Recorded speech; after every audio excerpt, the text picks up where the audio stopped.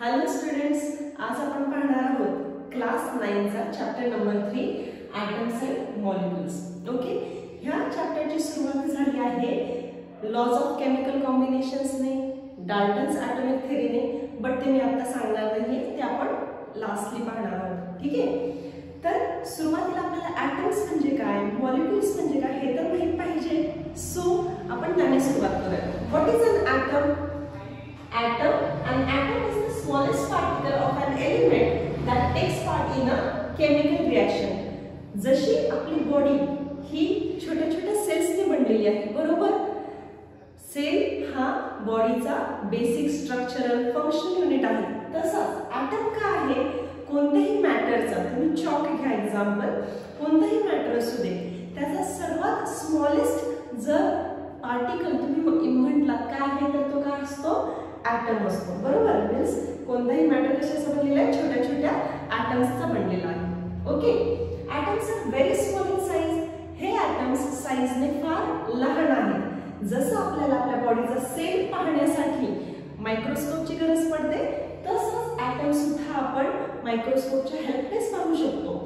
ते आपण with our naked eyes atoms पाहू शकत नाही, because they are very very small in size.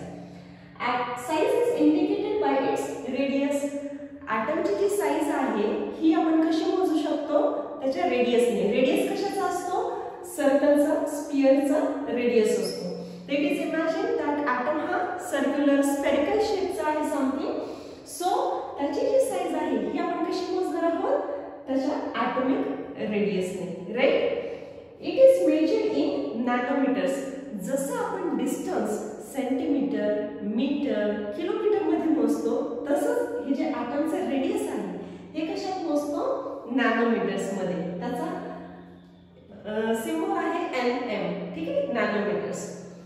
1 nanometre is equal to 1/10⁹ metre. हे कन्वर्जन आहे. ठीक आहे, तुम्हाला लक्षात येईल nanometre means it is very small as compared to metre. Okay, आता वेगवेगळे एलिमेंट्स आहेत, हायड्रोजन, हेलियम, कार्बन, ह्या एलिमेंट्सचे ॲटम्स आहेत. ठीक आहे, एक इमॅजिन हवं तुम्हाला की ॲटम कसा असतो, म्हणून मी इथे तुम्हाला एक स्ट्रक्चर सांगते आहे. बट ॲटमचं डिटेल स्ट्रक्चर आपण नेक्स्ट चॅप्टर नंबर 4 जो आहे स्ट्रक्चर ऑफ ॲटम, त्यामध्ये पाहणार आहोत.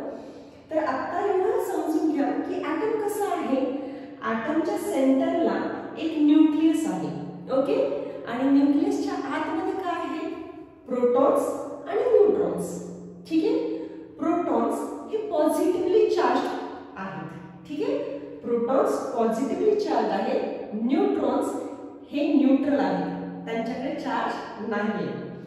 ह्या न्यूक्लियसच्या बाजूला सर्क्युलर ऑर्बिट्स आहेत, आणि ह्या ऑर्बिट्स मध्ये काय फिरतायत? इलेक्ट्रॉन्स फिरतात, राईट. इलेक्ट्रॉन्स हे निगेटिव्हली चार्ज आहेत.